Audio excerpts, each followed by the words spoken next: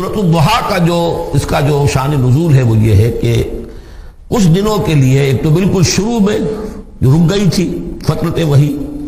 اس کے علاوہ پھر ایک موقع آیا ہے کہ کچھ عرصے کے لیے بہت دن گزر گئے حضرت جبرائیل نہیں آئے اور آپ کے اوپر ایک شدید قسم کی جو ہے وہ پریشانی طاری ہو گئی۔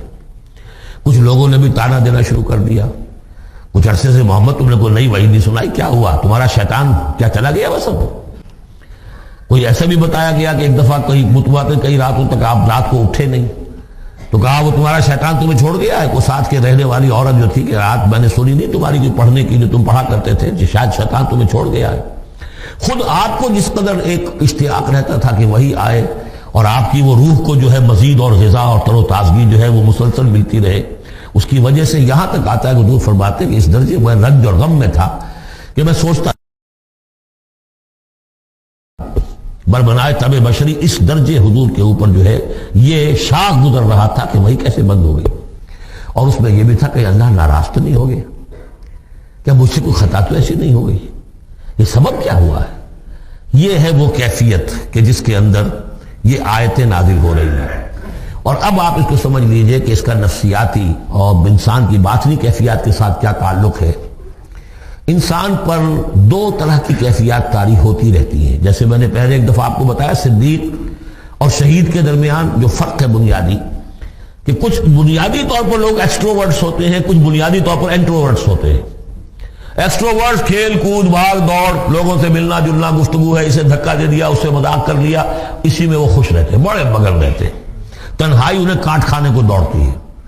اور ایک انٹروورٹس ہوتے ہیں کہ وہ مجلس وغیرہ کو نہیں ہوتا، اپنے تنہائی میں کہیں بیٹھے غور و فکر کر رہے ہیں، سوچ بچار کر رہے ہیں، انہیں وہ مجلس سے زیادہ اپنا گوشہ تنہائی جو ہے وہ زیادہ عزیز ہوتا ہے۔ تو یہ دو مزاج اللہ نے بنائے ہیں۔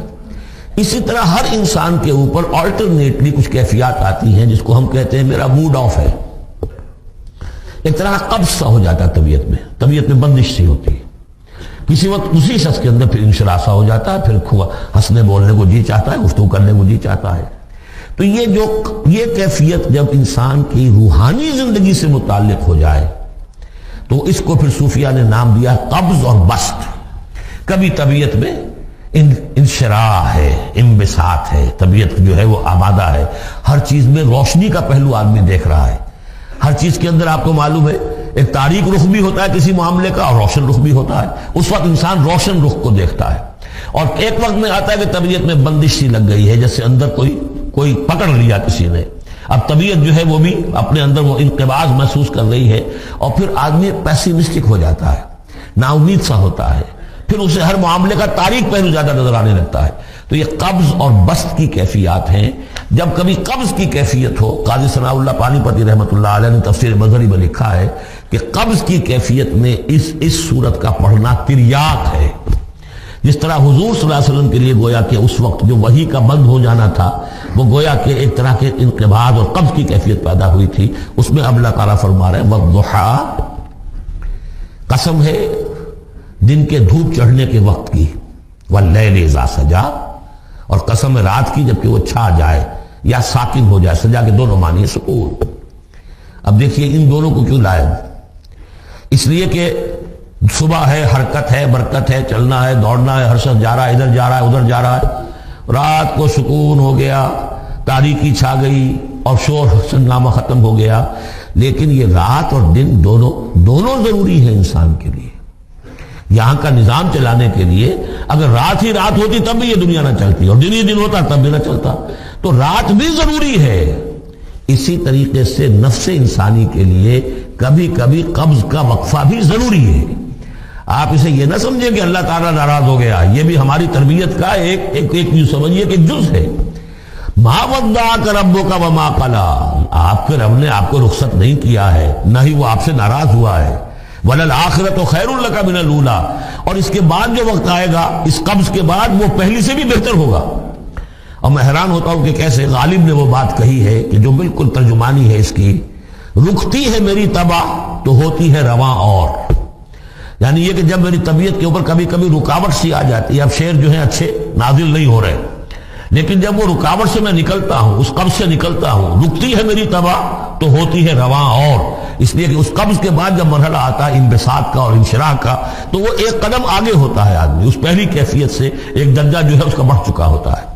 وَلَلْآخِرَةُ خَيْرٌ لَكَ مِنَ الْأُولَىٰ، یقیناً پچھلی ہر گھڑی، ہر ساعت اور ہر قبض کے بعد آنے والا انبساط آپ کے لیے پہلے سے اونچا درجہ لے کر آئے گا۔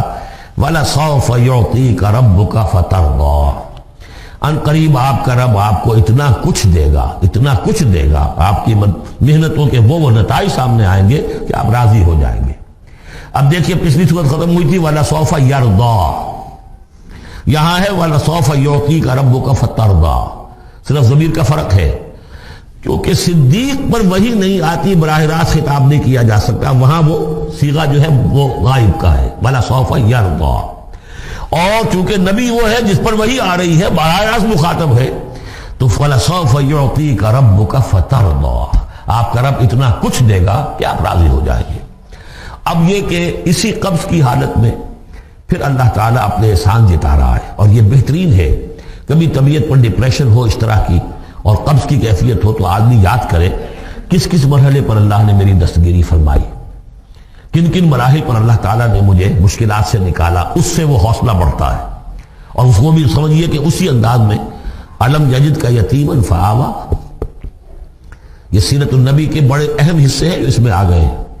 آپ کی پیدائش یتیمی میں، پوسٹیومس چائلڈ، باپ تو پہلے فوت ہو چکا ہے،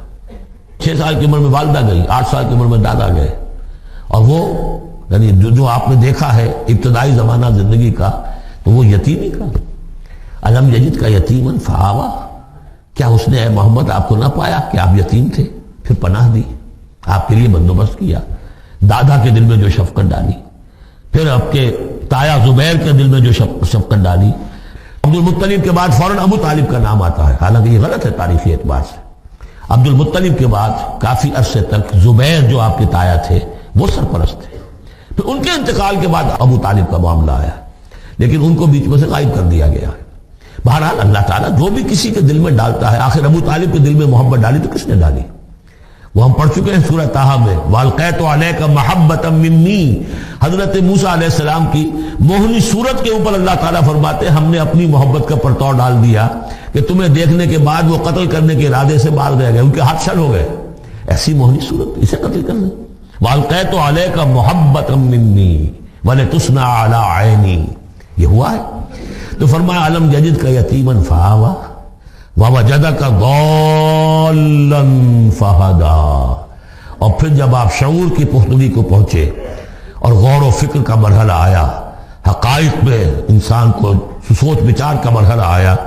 اور آپ کو دیکھا کہ آپ تلاش حقیقت میں سرگرداں ہیں تو ہدایت دی۔ وہ آگے آ جائے گا، بہت قریب پہنچ گئے ہم، اقرا بسم ربک الذی خلق، وہ مرحلہ جب آئے گا۔ وَوَجَدَكَ عَائِلًا فَأَغْنَىٰ، اور پایا آپ کو تنگ دست تو غنی کر دیا۔ کس طرح سے راستہ پیدا کیا ہے خدیجہ الکبریٰ رضی اللہ تعالی عنہا نے، جو بھی ان کے آپ کے محاسن دیکھے کتنی گرویدہ ہوئی ہیں۔ بڑے بڑے سردار قریش کے جو ہے ان سے نکاح کے خواہش مند تھے، انہوں نے خود جو ہے اپنی لونی کے ذریعے سے پیغام دیا ہے حضور کو۔ تو یہ ساری چیزیں جو ہے ان کی ساری دولت جو ہے وہ پوری کی پوری انہوں نے لا کر حضور کے قدموں میں ڈال دی ہے۔ وَوَجَدَكَ عَائِلًا فَأَغْنَىٰ فَأَمَّا الْيَتِيمَ فَلَا تَقْهَرْ، تو اے نبی تقاضے ان تینوں چیزوں کے کیا ہیں؟ ہم نے آپ کو یتیم پایا، پناہ دی، اب آپ بھی یتیم کی سرپرستی کیجئے، کسی یتیم کو اس کے اوپر کوئی جبر نہ ہو، سختی نہ ہو۔ وَأَمَّا السَّائِلَ فَلَا تَنْهَرْ، اور آپ جب کہ تلاش حقیقت میں سرگرداں تھے تو ہم نے آپ کو ہدایت دی، اسی طریقے سے اب آپ کو بھی کوئی شخص سائل بن کر آپ کے پاس آئے سوال کرے، اسے جھڑکنا نہیں ہے۔ اسے جو بھی سائل دونوں طرح کے ہوتے، سوال کرنے والا کوئی علمی سوال اور سوال کرنے والا کوئی مالی دولت، مالی مدد کے لیے۔ وَأَمَّا بِنِعْمَةِ رَبِّكَ فَحَدِّثْ، اور جو ہدایت تمہیں دی ہے ہم نے اب اسے عام کرو، یہ نعمت ہے، آپ کے رب کا انعام ہے، یہ ہدایت جو آپ کو عطا ہوئی ہے اس کو بیان کرو۔ اس کے بیان کرنے میں یہ بھی ہے کہ اللہ کے انعامات کا چرچا انسان کرے اس کا شکر ادا کرنے کے لیے، اور یہ بھی ہے کہ اس کو پھیلائے اور عام کرے، دوسروں تک پہنچائے، ورنہ وہ مغل ہو جائے گا کہ وہ دولت جو ہے ہدایت کی اس کو آدمی صرف اپنی ذات تک محدود رکھے اور اس کا جو خیر ہے وہ دوسروں تک نہ پہنچائے۔